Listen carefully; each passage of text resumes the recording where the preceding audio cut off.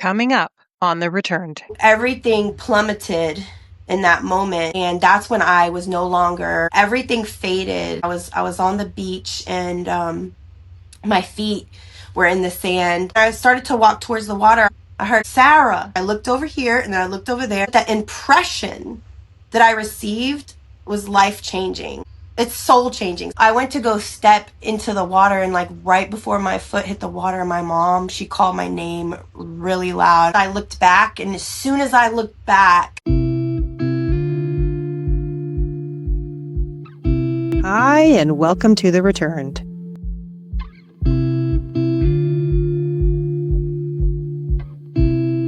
The truth always follows you back.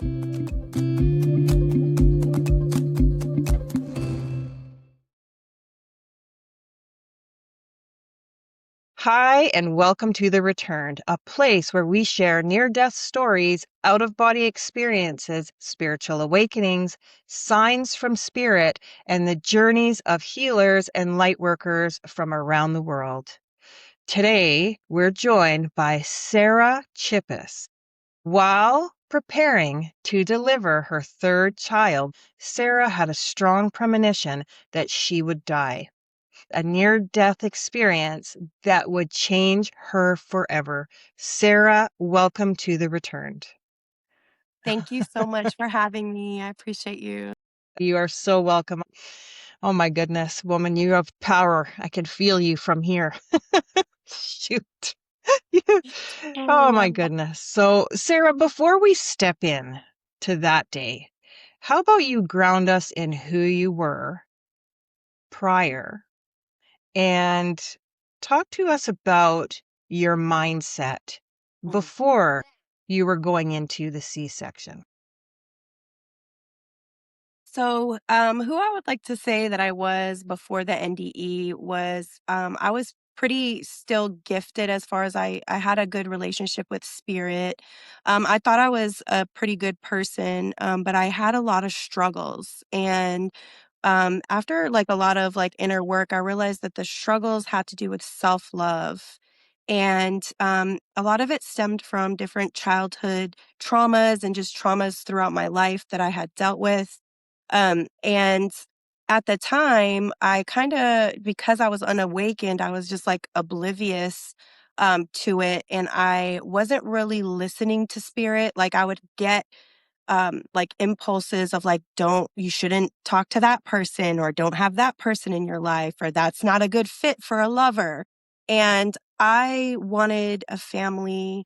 I wanted to be a mother. I wanted to be loved by, another person, and have this, I guess, you know, kind of dream fulfilled. And I would like to say, instead of waiting on who God had for me, even though that really was in my heart that I wanted to wait on a divine partner from spirit, I still was trying to kind of solve it in my own strength without really realizing it. And what I mean by that is I would entertain, uh like dusty relationships, or relationships with people that didn't have my best interests at heart, more narcissistic type of relationships. And because I was such an empath and I went through so much trauma, I kind of became like in a victim mindset, and allowed like abuse to happen for a long time. And so what ended up happening is, whenever I got pregnant, I really was having some physical difficulties with my body. And I was already like 30, 31, 32 at the time. And I talked to my doctor, and my doctor's like, I don't really think it's a good idea for you to carry, because it's really high risk for you, it's high risk for the child. And I spent a lot of time with God at that moment, because I was at a crossroads, and I thought about not keeping the baby. And the thing is I always tell people, when it comes to abortion, go to God yourself, go to spirit yourself, and make that connection with spirit to be able to make whatever decision that you need to make for yourself. But at the time, even though the circumstances looked like that was probably the best decision for me because I was already a single mom with 2 kids. And then I was having another child, and we were both basically high risk. Um, I still in my heart, I felt like that was a no for me. And I remember, like, vividly one night, I was taking my daughters, who at the time were, like, maybe, like, 3 and 4 years old, and I was taking them it was December, and I was taking them to go look at the Christmas lights. And so we were walking ar I don't even know how I was walking because this child was a 12-pound baby. I was walking 3 months along when this was happening though, so I wasn't, like, super big yet, but, we were walking around and I said to God I was wrestling with what should I do, and it was the more time went on, the more I was like, I was, like, getting more, like, feeling wrong, and, so we were walking and I looked and I literally wanted to cry. Of course, my daughters, they didn't really realize. They're like, "Mom, look at the lights." And I'm like, "Ooh, ooh," but inside I was, like, so crushed, and I said to God, like, within my heart, I was like, "I can't do this. I cannot do this." And as soon as I said that, I looked up and on a light, it said Emmanuel. And, whenever I left, we got in the car and I felt Spirit say, "Look up Emmanuel," what that means. And when I looked it up, it said, "God is with us." And so I felt immediately, like, in my spirit, like, yeah, you might not be able to do this by yourself, but you're not alone.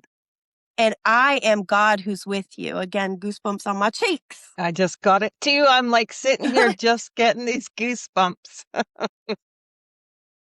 So, with pure trust and surrender, I literally was like, "Okay, God, I'll do it. I'll do it. Whatever it means, it doesn't matter.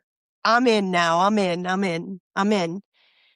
And so that pretty much sucked though, because everyone was like against it. Like my doctors even were against it. Like my son's father was against it. Like, and the crazy part is my son's father, his sister was supposed to be one of my good friends. Well, we found out through this process, Spirit revealed, no, these are not your people, right?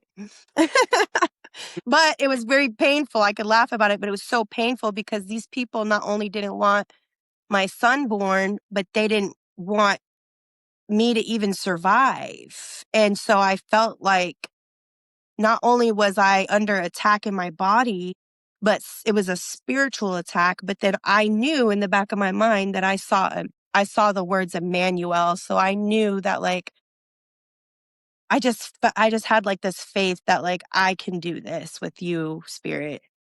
And so that's kind of like the mindset that I had and where I was at before before the cesarean.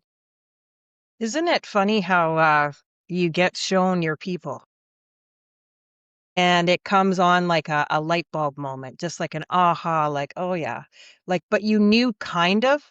I mean, I don't know if you knew, but I often will get the feeling if someone's good for me or not.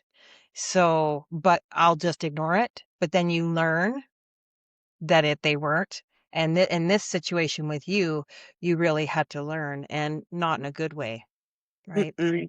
Mm-mm. I mean, talk about tower moment. It was like towers. Everything fell. Not just one thing in my life fell. Like I had to, and then Spirit is so loving. Spirit tried to explain to me. Spirit's like, you know how you build a building? And I'm like, yes. And God's like, well, we're tearing the ground up. We didn't just bulldoze the building, but now we got to tear the ground up. We got to mix it with some fertilizer. We got to mix it with that manure. And we're going to lay a flat foundation. And, I'm not even gonna lie, I'm like, I can't literally still think even after God helping me through death, I still think, I'm like, "Look, God, help me, 'cause are the beams up yet? I mean, we got the foundation now finally, right? Like, are the beams?" Sometimes I'm like, this feels like a forever process, but it really is. It's turned into like a forever love song with myself, with God, with myself, with being patient, developing, learning, and I definitely learned that, yeah, when God tells you like this, like, don't go over there or don't, and it's not like a yelling voice. It's just like a little, like, it's a little voice inside of you that's saying like, hey, that person is like not a good friend, or that in, and you learn through a lot of pain and heartbreak Yeah. to listen to it. And I bet you don't not listen to it now. No, and when I don't, I kick my own ass though, because I'm like, Right? damn it, you knew better. Yes. Oh, I so understand that so well. Oh my goodness. So, Sarah, what happened? Can you take us into that day? Now that you've brought us up to speed on your bad choices, apparently, and then following what God told you to do, I think we'd love to hear how that day turned out for you. Well, I would like to say it was great.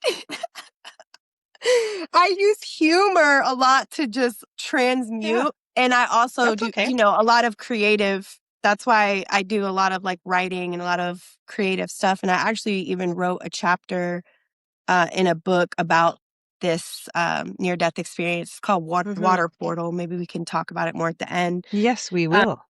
yeah.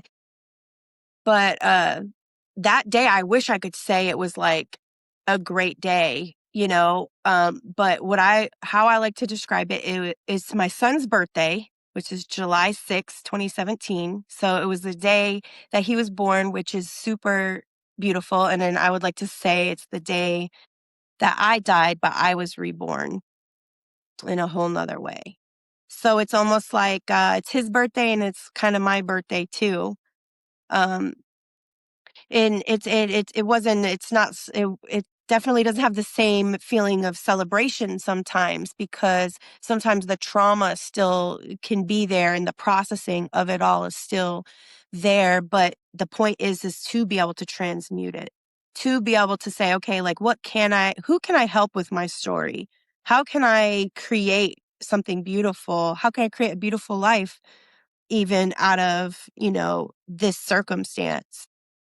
So that day was definitely the one of the hardest days of I would say the hardest day of my life. Uh, Even though I didn't really have anybody there with me, God will send an angel. So, I got a C-section. So we had already picked the date out, me and the doctor.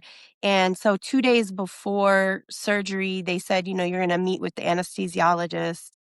Mind you, I've already had 2 C-sections, so this was my 3rd C-section, so I already knew what was, like, gonna go down, right?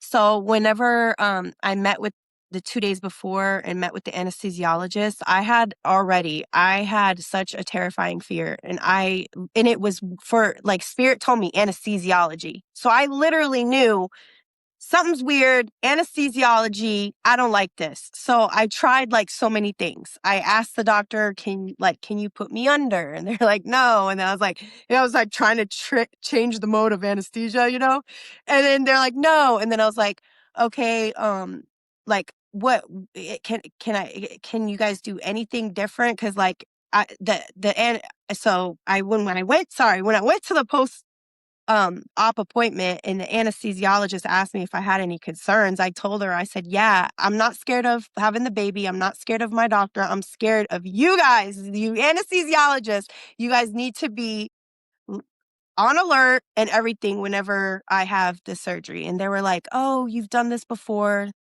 You're going to do fine." And I'm like, "Okay." They kind of were like brushing me off as to being Hmm. nervous or scared to have the baby. So that day, I went in and it was like 10 in the morning, something like that. And then they got me prepped. for surgery, and I was, like, waiting in one of the rooms, and I was, like, trying to watch TV to calm my nerves down, and that wasn't working, and so I just started, like, praying, and I started, like, speaking light language, or some people call it tongues. I was speaking light language because I, like, didn't even I was so terrified, I didn't even know what to say at this point, and so, like, anyways, my nurse came in and she was like, "I'm gonna be your OR nurse," which is the operation room nurse, and she was like, "Okay, let's go. It's time." And I'm like, "Okay." So she told me to walk, which was really weird to me because in the previous 2 cesareans I had, they put me in a wheelchair and wheeled me back to the OR, and then I stood up and then sat on the table where they administered the spinal. But this time she had me walk, so I just had the gown on and then, like, the hospital socks on, and I'm walking down this hallway, and all I can describe it as it's kinda cliche, right? The big, bright, white, just plain Jane hallway, but let me tell you, it was cold. I was freezing cold, and when I was walking down that hallway, it felt like the walk of death. I was like, "This is it."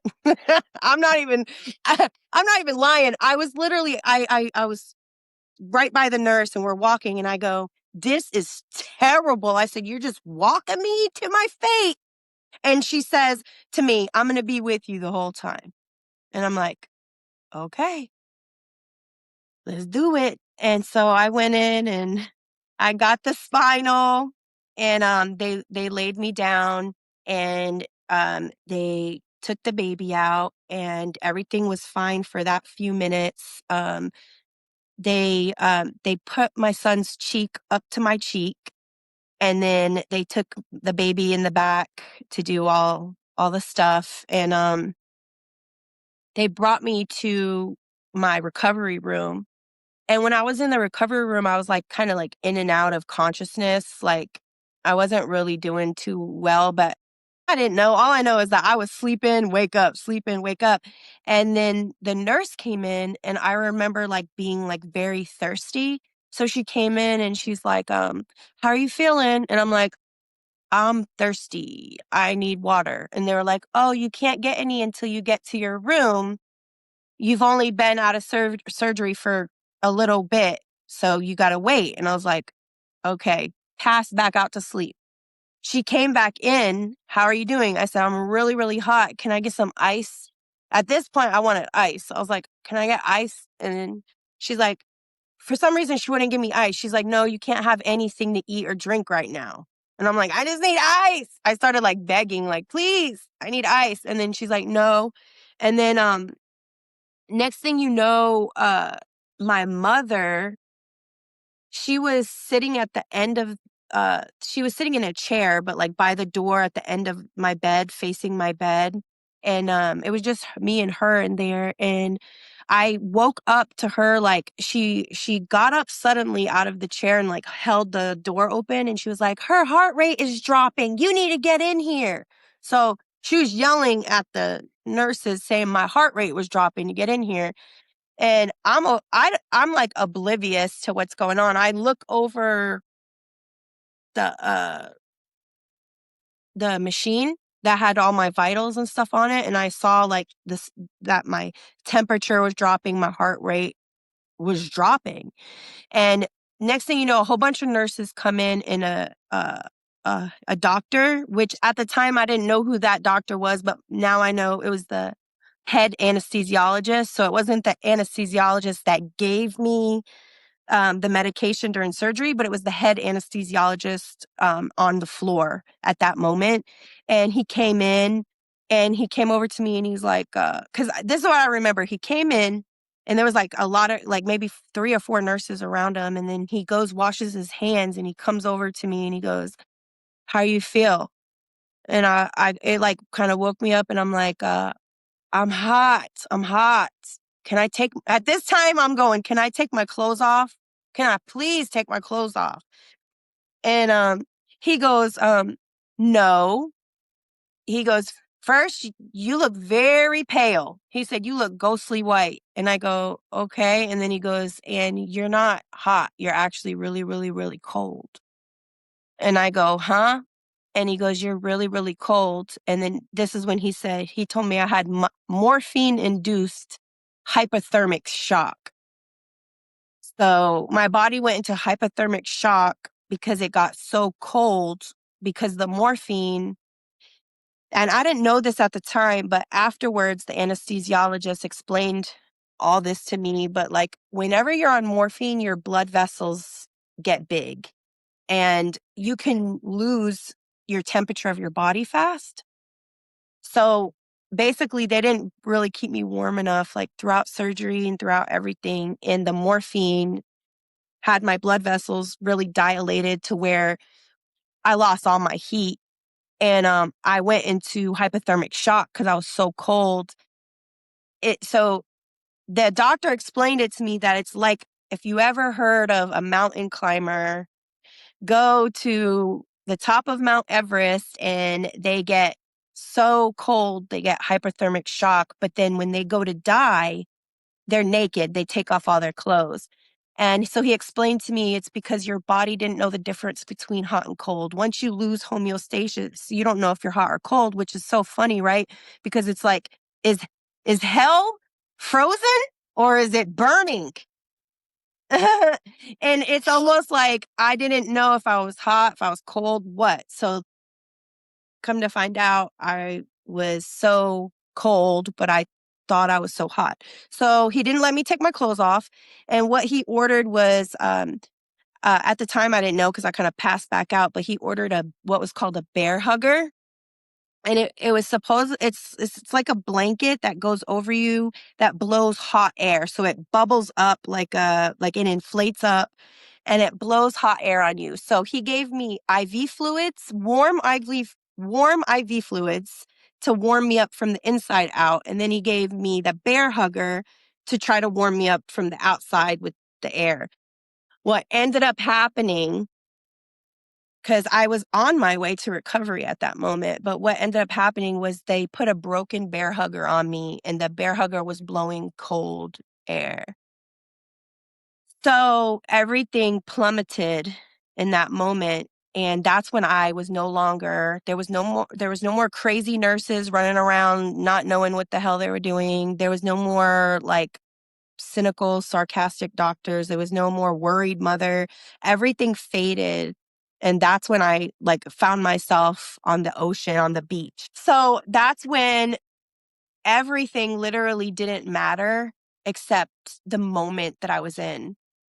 It was this moment of complete serenity, complete calmness, complete warmth. Like I was so like my body was no longer like cold or hot, or it was just like perfect, and the ocean was in front of me, but I was on the sand. I was on the beach, and my feet were in the sand, and I went to go walk towards the water because I was just so happy to be there. Like I was like, "Oh man, this is it. Yeah." The only way I could describe it is like I felt like a little kid at going to Disney. I was like, "Yes, I'm here." Like I loved it right now. Like it was everything. And so I started to walk towards the water, and I remember feeling like excited. I wasn't running towards the water though. I was just kind of walking towards it and just like taking everything in. Like I just felt so much peace. And when I started to walk towards the water, I heard my mom call my name. I heard her go, "Sarah," like that. And she said it like kind of stern. And so when she said it stern, I stopped and I knew it was her, and it did come from behind me. And I knew it was her, but I didn't care. I was like, I stopped and I was like, I heard my mom call my name and I was like, nah, who cares? And I ignored her on purpose. I did not want to answer.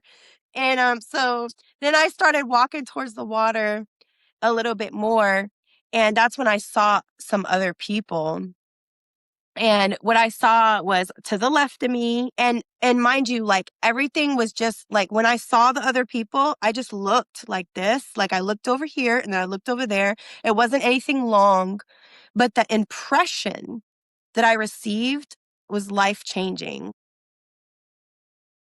It's soul changing. So it's not, it's going to last as long infinity to my soul, right? So when I looked to the left, I saw a mother and a baby. And it was a baby boy, and the baby boy was probably like 9 months old. And the mom was like in her 30s, and she had her hair up in a ponytail. And she had like shorts and a tank top on. And they were like she was in like thigh deep water, but she had him in a little floaty, and she was just like floating him around like this. And he was laughing and splashing, and she was just loving it. And just the moment was so beautiful. I was like, yes, it was so filling. Like that moment watching them and their love for each other, like filled my heart. And then I looked over to the right and I saw three like brothers or three cousins, but it was like three men and they were like middle-aged men and they were like further out in the water. They were like chest deep and they were like treading water together, but they were in a circle and they were just cracking jokes like, and I was trying to understand what they were saying. Like it was almost like I was trying to understand an inside joke. I was trying to understand this inside joke and they're like, you're not going to they didn't acknowledge me, but my spirit knew like, you're not going to understand their inside joke because that's lifetimes of their souls connecting. And that's what they're talking about. It was almost like this is a band of brothers and it's like, you get it, but you don't get it. So it was almost like I was trying to understand this inside joke of what they were talking about, like calling somebody a nickname, and I'm like, why is that so funny? What's their nickname? Like why is that their nickname? But it was just the the time and moments that they spent together. There's no replicating that. So I understood, but I didn't fully understand what was happening there. And I loved the feeling of both like people like that, the mom and the baby, and then the guys that I just wanted to come and be in the water. Like I didn't have to be a part of that group or be a part of that group. I just wanted to be in the water too. So I went to go step into the water and like right before my foot hit the water, my mom, she called my name really loud and very ferociously this time. She like screamed it. And how I describe it is I felt like a little kid about to cross traffic. I felt like I was like a 2-year-old about to cross the street and she was like, Sarah, like that. And I didn't really make a conscious choice, but it was like a reflex. Like I reflexed, I looked back, and as soon as I looked back, I was back in the hospital. I was back in the bed, and my mother was standing right next to me, and she had her hands on my shoulder, and she was praying for me. And at that moment, I closed my eyes and I felt someone lay in bed with me. And it was an impression on my heart that I felt, I'm not going to leave you until you get better. And I literally rolled around and like hung out in the bed. I felt like it was a warm spirit. I later asked my mom, was that you? And she told me, no, I didn't sit in the bed or nothing with you. So I knew at that moment that that was Emmanuel because that person, that spirit never left me, like Emmanuel never left me.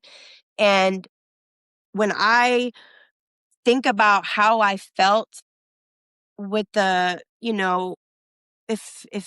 you want to say it was a very mothering energy, but it was a Emmanuel Yeshua energy. It was an angel of warmth and love and healing. Some might even say Archangel Raphael type energy. But what I felt safety and I felt loved and I felt held. I felt cherished. I felt looked out for in a way that I had never experienced, not even as a child. And I felt this assurity, like this assuring, like you're going to get better and I'm not leaving you until you get better. And I also felt like I was having fun, which is really weird because I literally at one point, I remember like rolling around like with the spirit, I guess. Like I was like rolling around like like have you ever rolled down a hill as a kid? It was almost like we were doing Yes. that. So, you know, I it was incredible. That was so incredible to me. But when I also asked my mother, "Did you yell my name? Did you actually yell my name?" And she said, "Yeah." She said she yelled my name twice. She said she saw my vitals dropping really low, and she said she went over to the bed and started praying over me, and then yelled my name twice. So I really feel like I was on my way to this water portal to pass through to the other side, and I was really at peace with it and ready. But my mother was like, not today." No, she didn't let me. She did not let me. You know, I'm thankful for that as well because I'm able to be here for my children. I was able to come to another level of awakening and another level of healing, and I was able to like figure out like how can I use my story to actually bring healing for others as well, and like, how does this all work, And I ended up naming my son Grayson, and his middle name is Emmanuel. So Grayson Emmanuel. And What a nice name. yeah, it just reminds me like grace in the God that's with us. So through this healing journey, a lot of it is like self stuff, right? Like self healing, self love, things like that. But what I realized is like God's grace is like sufficient. It really is, because even when you can't walk and you can't even carry yourself, if you are doing what you know in your spirit that God is leading you to do, you're going to come out victorious every time. So I feel like it's a story of victory, but it's also a very, very deep story. It's a story like Yeshua, like you go to hell, right? And then you take the key and you bring it back.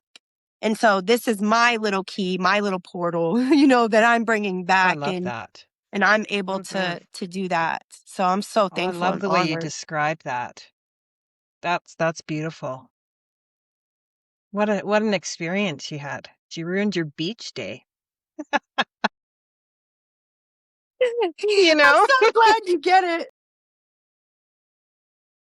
My mom would have done the same darn thing, and I would have done the same thing as you. I'd be like,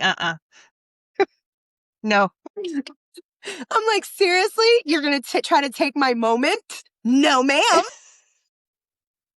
Oh my goodness. Your mom must be such a great woman. Very thankful for her prayer. Um, it's also, God, I feel like when I made that commitment to God in that moment and my ancestors saying, okay, I know you're there, and I released fear, I feel like God at that moment was already going to bring me through. So no matter, because there was a little instance where my mom was like, "I'm not gonna come," and I thought, well, what if you weren't there to pray? Well, guess what?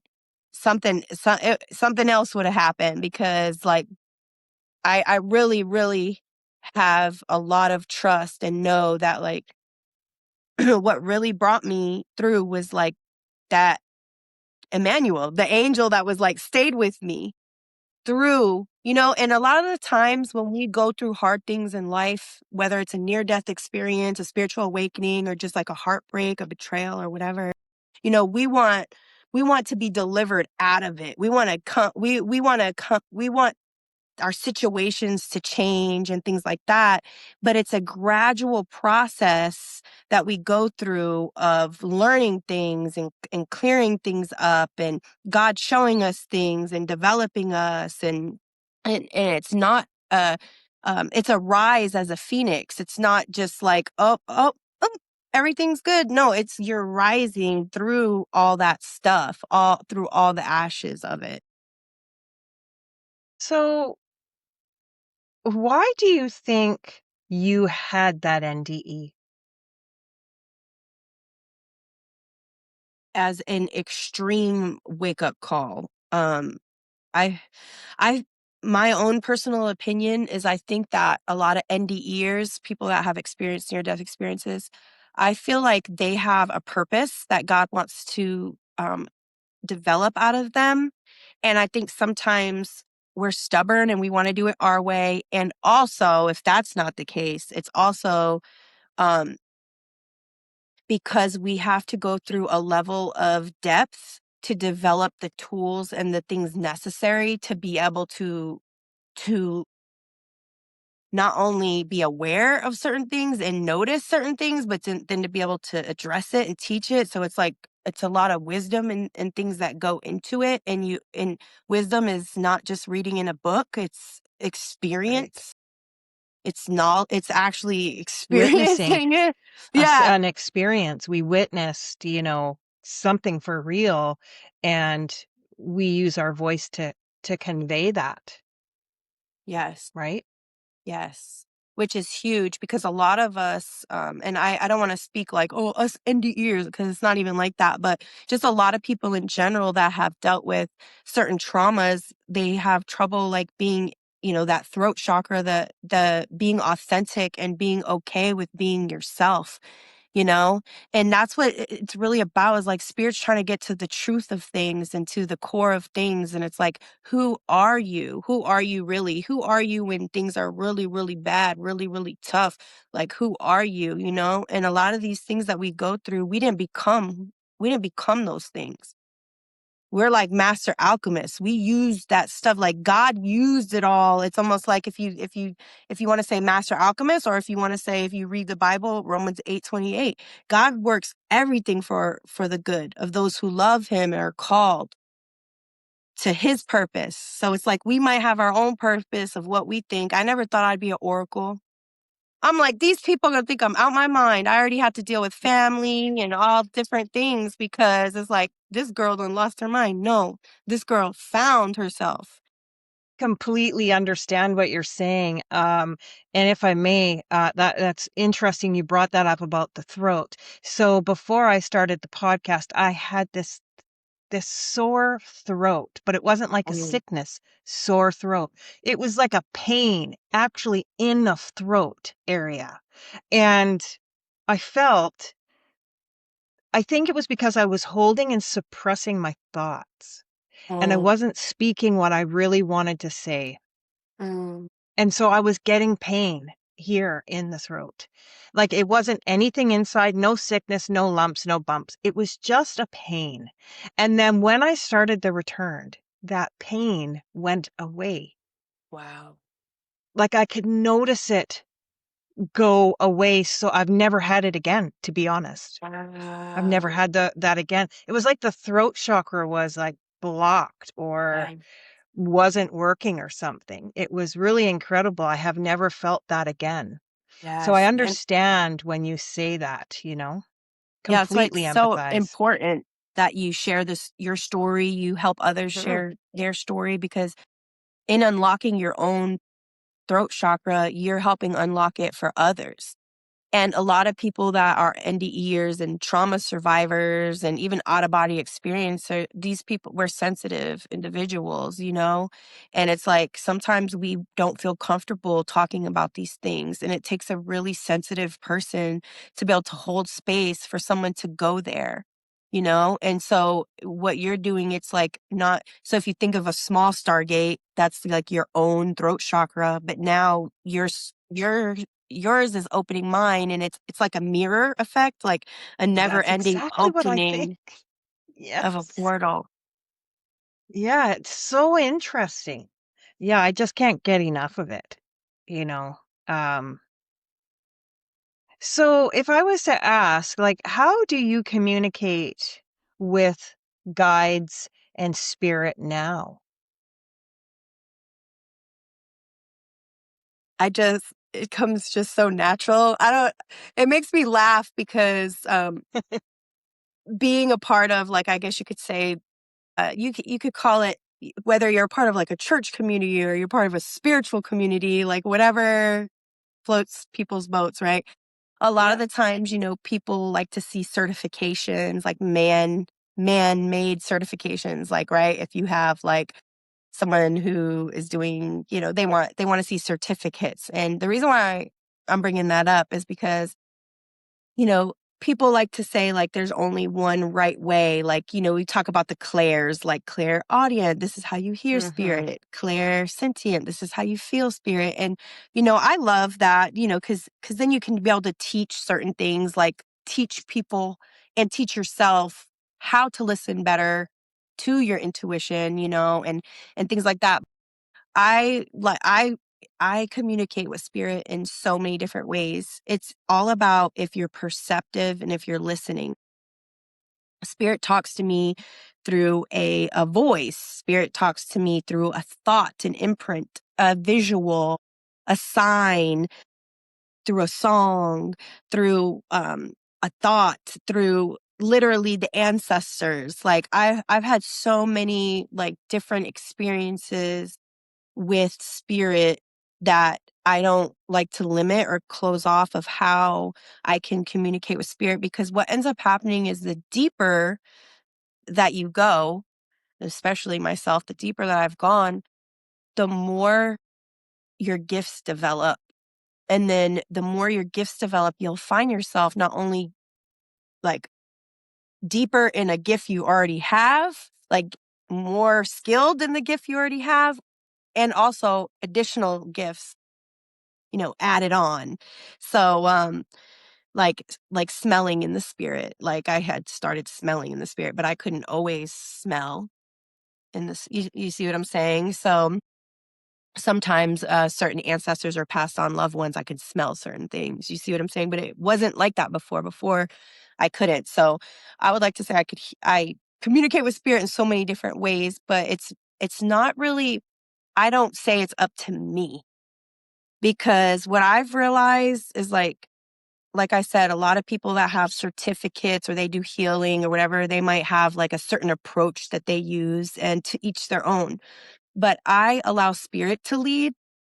And whenever you allow spirit to lead, spirit shows up how spirit shows up. It's like, are you going to catch it? Because sometimes spirit shows up as like a beautiful song that soothes me in the moment. And sometimes spirit shows up as like in nature, and or with my kids, or with a joke, or with like there's so many like this beautiful little bird outside I my thought I was window. hearing a bird because I'm literally hearing a bird chirping.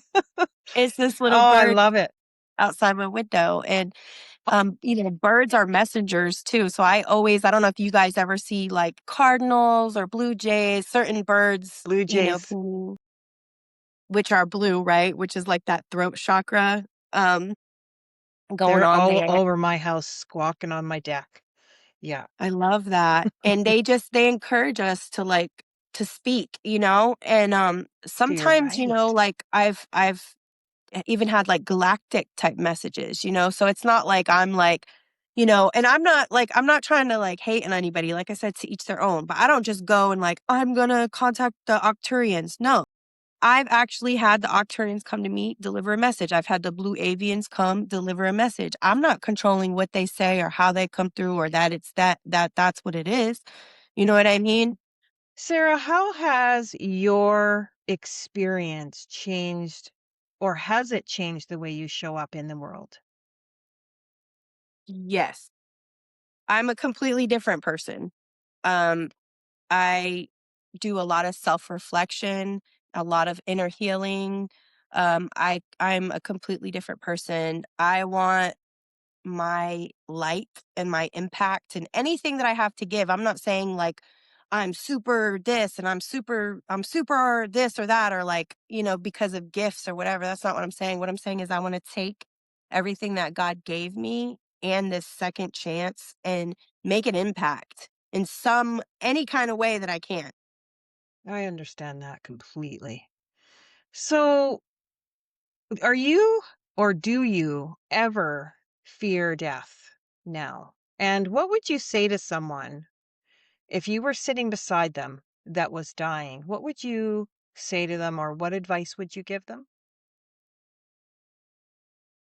So it's been 8 years since my near death experience. And I'd like to say that I never had another like I thought I dealt with the fear of death. I never, I always said, I always made jokes afterwards of saying, it's scarier to live than it is to die because it was such a peaceful moment that I was like, how can you be scared of that? This is the hard shit.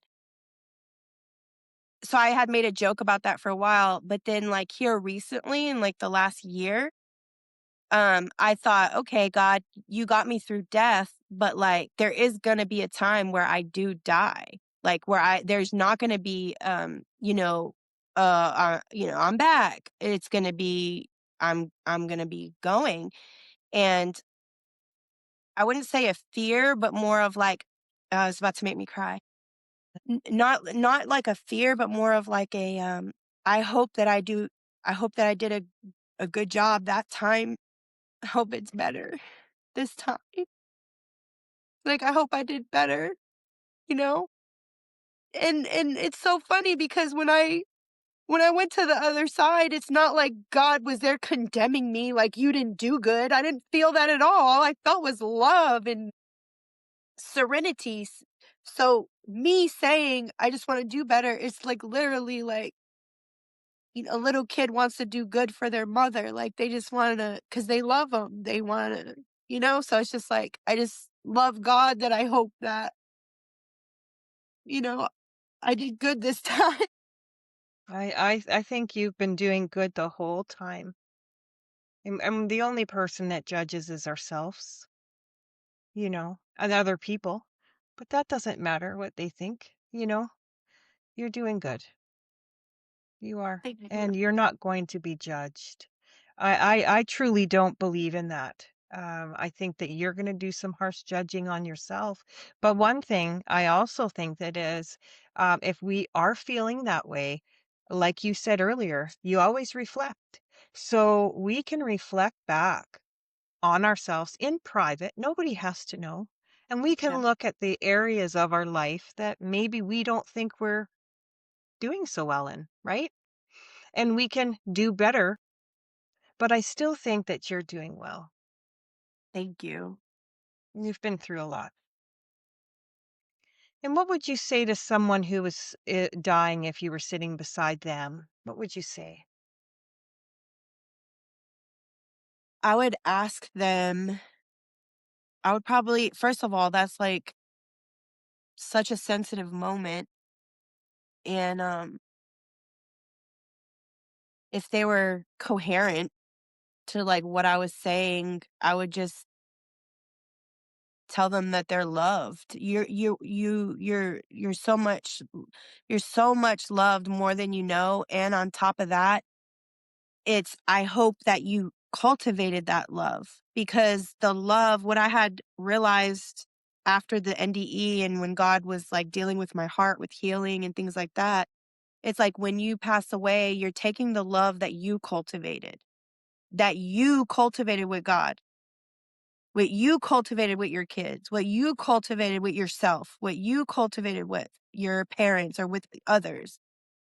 So if you end up passing and you don't have that, like, do you have the capacity to hold love? And I'd like to say that even if you don't have the capacity to hold love, hey, love has the capacity to hold you. Absolutely. Absolutely. I'm absolutely believe that.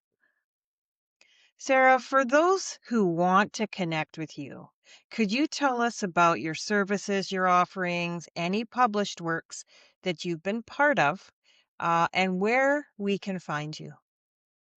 Yes. So I do energy healing and I do oracle readings. You guys can check me out on Instagram or on YouTube at Lighthouse Delphi. You can also go to my website at lighthousedelphi.com. You guys can get a hold of me there. All the information is on there. I did write a chapter in an anthology. There was like 6 of us NDEers, and we each wrote a chapter, and so I do, have a chapter in a book that's on Amazon. It's called Touched by the Light, Hmm. and all the links are also on my website. Um, my purpose is to be able to just be a living lighthouse. However, I can deliver messages, whatever creative way. I love to do like poetry. I love to write songs. I love to write books, and I love to deliver, intuitive messages. And I love holding space and talking about the afterlife and, near death experience and how this could help in our daily lives. And yeah, you guys can contact me there. And if you want to message me, my email is also on my website. So you guys can email me if you want as well.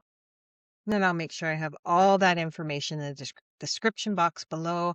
And Sarah, you know, you are one heck of a woman. I can tell you that right now. And I am so very grateful that we got this chance to vibe together. Everyone experiences um, one truth when they return. So, my last question to you is, what truth did you return with that you would want everyone to know? You are enough. Absolutely. Sarah, your story carries the tenderness of a mother and the courage of a soul who walked right up to eternity. The image of you standing on the beach, hearing your mother's voice pull you back, is something none of us will forget. And I feel honored that you're sharing that here today on The Returned. And I'm so happy you returned. If I felt that, thank you. And to all of those watching, experiences like this challenge what we think and what we know about life and death. May this be an invitation to ask deeper questions and consider that there may be more happening than we can see. Thank you for watching, and until next time, stay open, stay curious, and keep returning to the truth within you.